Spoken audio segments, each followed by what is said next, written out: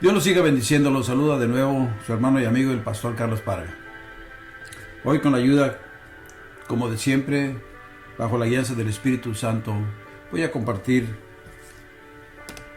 un mensaje que lleva por tema los salvos y los no, entre comillas, salvos. La palabra de Dios dice en Gálatas 1:8: mas si aún nosotros o un ángel del cielo os anunciara otro evangelio diferente del que os hemos anunciado, sea anatema.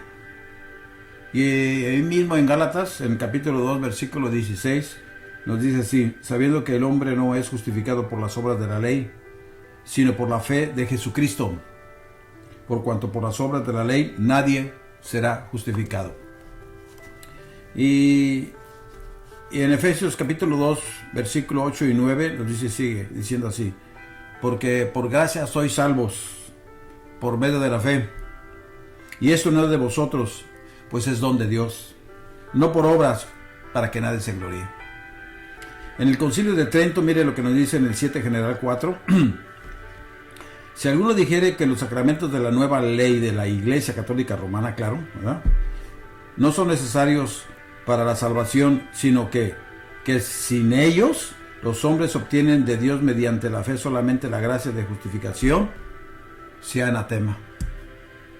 Y aquí también nos dice en el Segundo Concilio Vaticano, en la Constitución Apostólica sobre la revisión de las indulgencias, nos dice así: desde los tiempos más antiguos en la Iglesia, las buenas obras fueron también ofrecidas a Dios para la salvación de pecadores. Claro, por las oraciones y buenas obras de gente santa, el penitente era lavado, limpiado y redimido.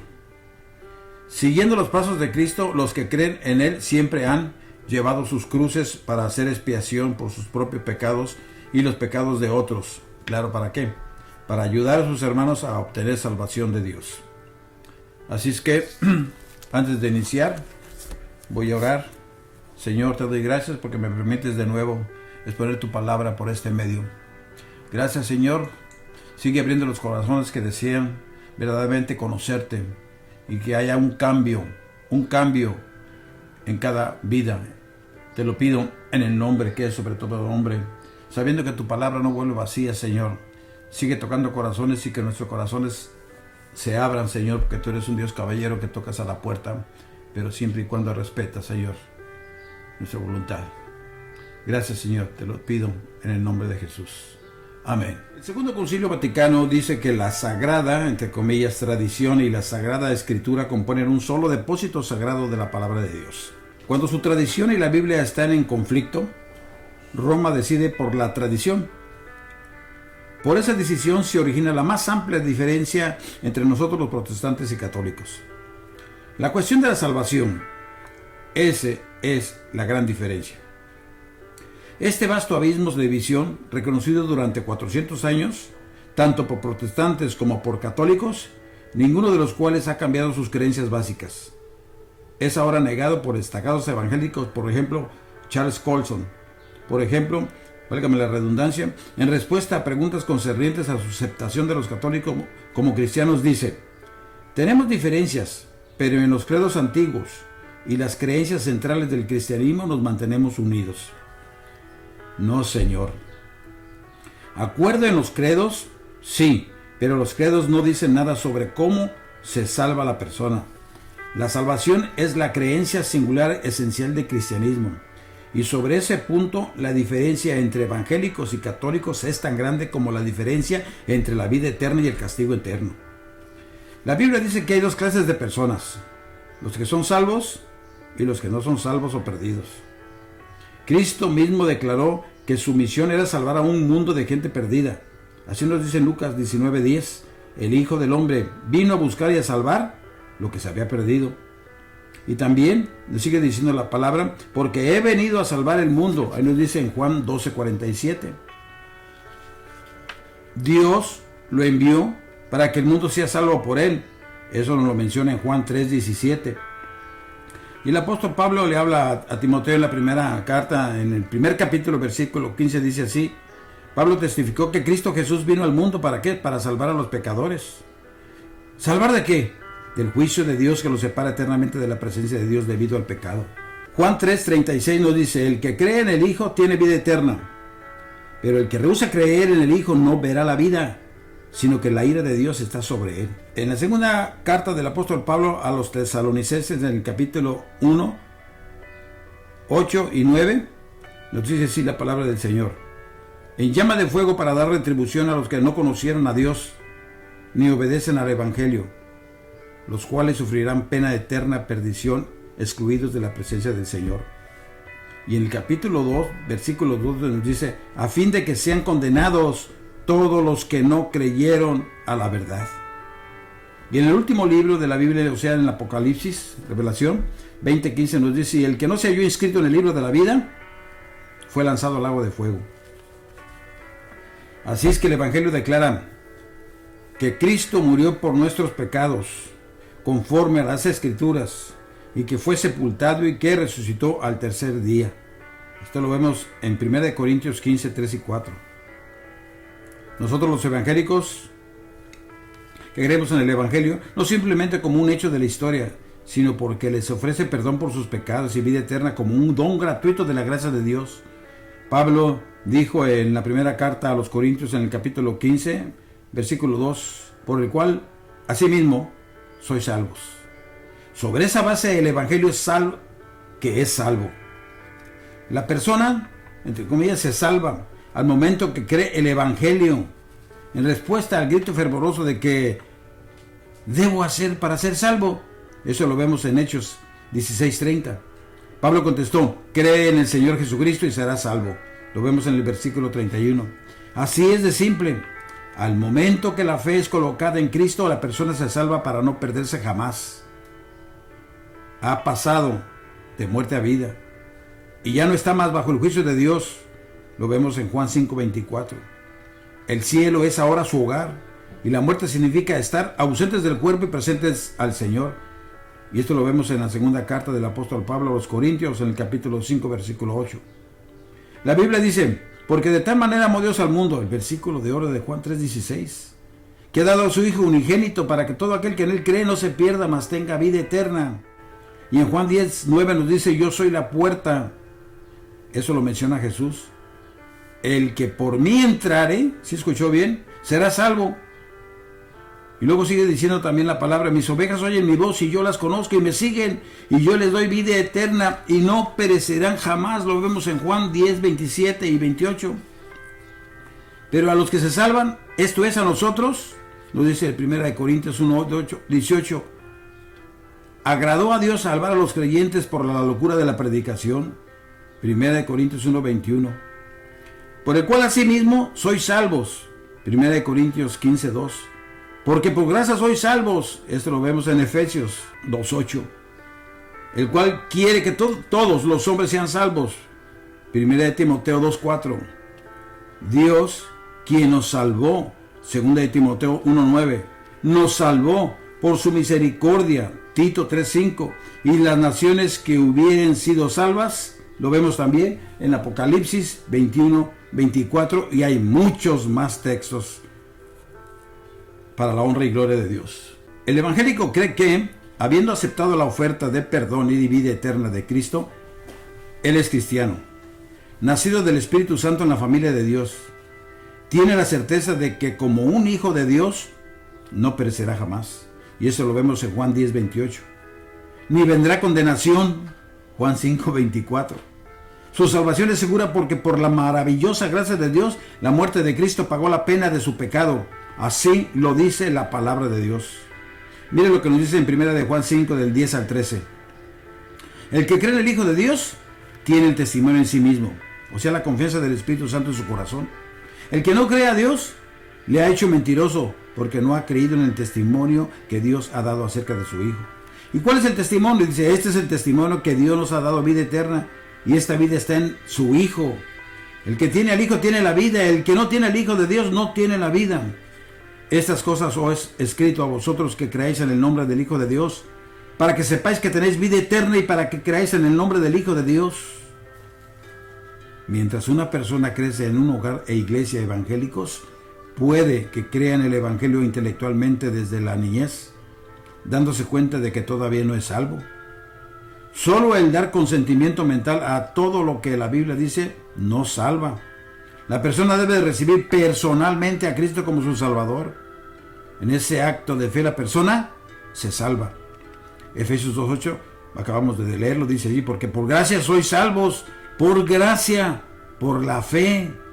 Y también en la segunda carta a los Corintios 5:17 nos dice, ahora es diferente, se ha convertido en una nueva criatura en Cristo. O sea que las cosas viejas pasaron, he aquí todas son hechas nuevas. La persona ahora es salva, un miembro de la Iglesia Universal, no por unirse a una iglesia bautista, luterana, metodista, católica, etcétera, u otra, sino porque el Espíritu de Dios lo ha colocado en el cuerpo de Cristo.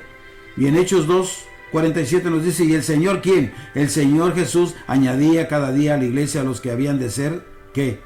Salvos. Gloria a Dios. Antes no éramos salvos, y ahora al aceptar a Jesucristo como nuestro único y suficiente Salvador, somos salvos. Antes éramos criaturas, ahora somos hijos de Dios. Por eso la Escritura nos dice, id y predicad mi evangelio a toda criatura. No todos somos hijos de Dios. Cuando venimos al conocimiento del Señor, entonces venimos a ser hijos de Dios. Así es que dice, porque un solo espíritu fuimos todos bautizados en un cuerpo, sean judíos o griegos. Así habla el apóstol Pablo en la primera carta a los Corintios, en el capítulo 12:13. Esto es las buenas nuevas del evangelio, mi querido Radio Escucha.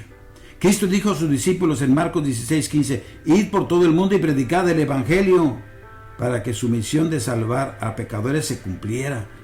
La principal meta de los evangélicos es predicar el evangelio a los perdidos, ¿a fin de qué? De que se salven. Pedro dijo que podemos ser salvos en Hechos 4:12 por Jesús, que dijo, puesto que no hay otra forma de salvación. O sea, la pasión también de Pablo por sus conciudadanos judíos era ¿para qué? Para salvación. Eso nos dice en Romanos 10:1. Tal es el deseo del evangélico para toda la humanidad. Los reformistas eran sacerdotes católicos que se dieron cuenta de que no eran salvos, sino que estaban perdidos, porque el catolicismo no era el evangelio bíblico que salva, sino uno falso. A la gente no se le traía una relación personal con Cristo como Salvador, sino a la esclavitud de la iglesia, esperando que ella finalmente los llevaría al cielo si ellos seguían sus reglas. En el catolicismo, la salvación no es un hecho consumado que resulta de la fe en Cristo, sino un proceso continuo de obras y rituales en la obediencia a la iglesia. Habiendo creído en el evangelio bíblico, los reformistas sabían que eran salvos.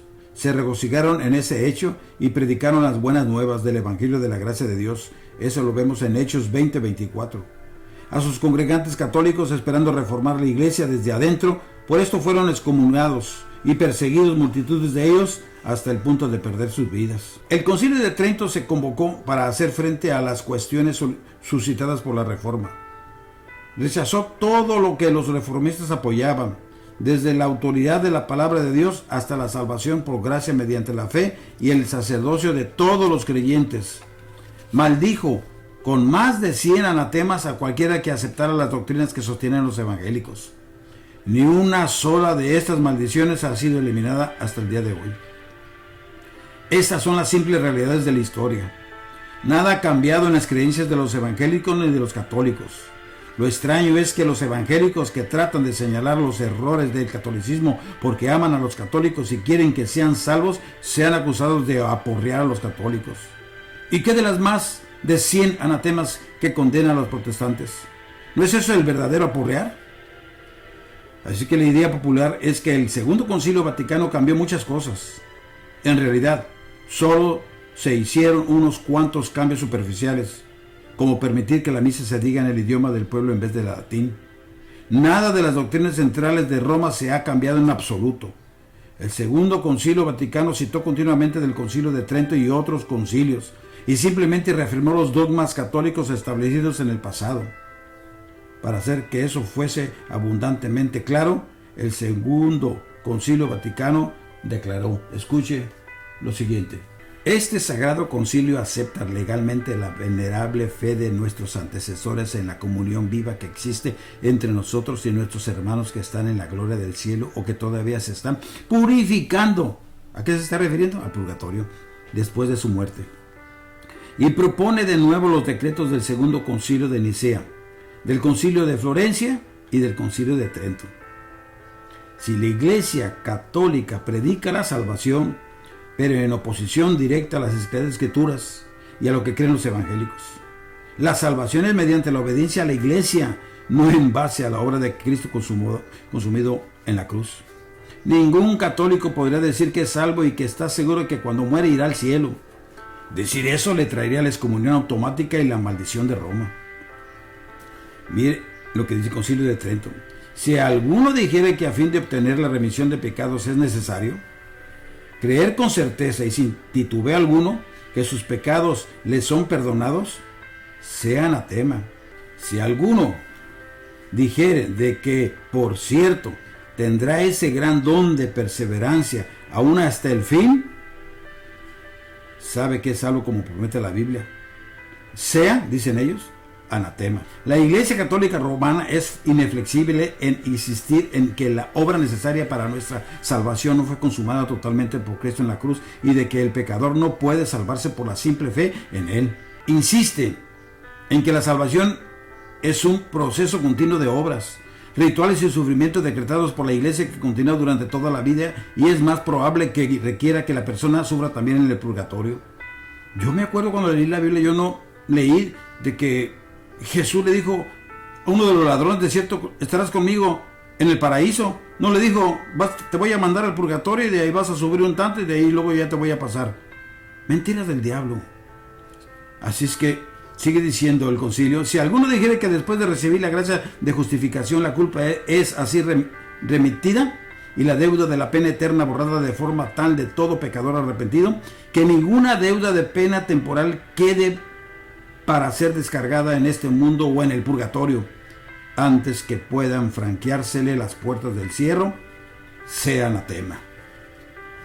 Por lo tanto, Trento afirma que un pecador arrepentido es justificado por la gracia. Esto tiene sonido bíblico y engaña a muchos. Aunque las palabras puedan ser las mismas que usan los evangélicos, el significado católico es totalmente diferente. Trento insiste en que un pecador arrepentido, que ha sido justificado por gracia, todavía debe sufrir para ser purgado de sus pecados, o aquí, o en el purgatorio, y muy probablemente en ambos. Dicho dogma niega la suficiencia del sufrimiento de Cristo por el pecado en la cruz. Es un falso evangelio al cual Pablo maldijo, y lo vimos en Gálatas 1:8. Así lo dice. Mas si aún nosotros o un ángel del cielo os anunciara otro evangelio diferente del que os hemos anunciado, sea anatema. La Biblia declara con frecuencia que la salvación es no por obras, sino por las obras de la ley. Sin embargo, Roma insiste en que la salvación es efectivamente mediante obediencia a su nueva ley. El Segundo Concilio Vaticano declara que la predicación del Evangelio, o sea, la tarea de los obispos, es para ayudar a que todos los hombres logren la salvación mediante la fe, el bautismo y la observancia de los mandamientos. Mi querido Radio Escucha, eso sí yo te puedo decir con certeza: el único que perdona pecados es Jesucristo, no el hombre. El hombre no puede ni con sus propios mismos pecados, ¿cómo los va a perdonar? Así es que en este momento yo te digo con certeza, con seguridad, que el único que perdona pecados, así los fariseos, los escribas decían. ¿Y quién es este que puede perdonar pecados?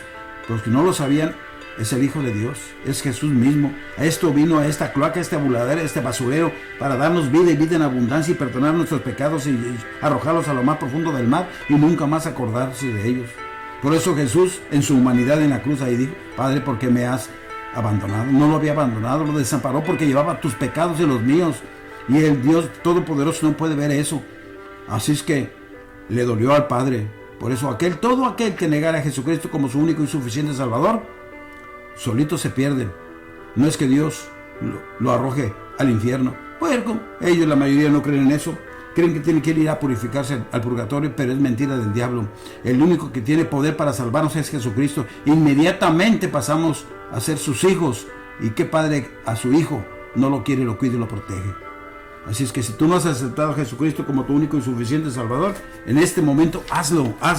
Yo te voy a guiar en esta oración. Dile así: Padre Celestial, en este momento yo te pido perdón por mis pecados.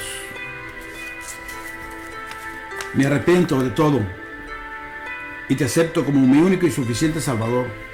Y en este momento, si fallezco en este momento, me voy contigo. Sin rosario, sin escapulario, sin misa, sin nada. Porque tú tienes poder para salvar. Y tú eres un Dios de misericordia y de bondad. Y tú escuchas al corazón contrito y humillado.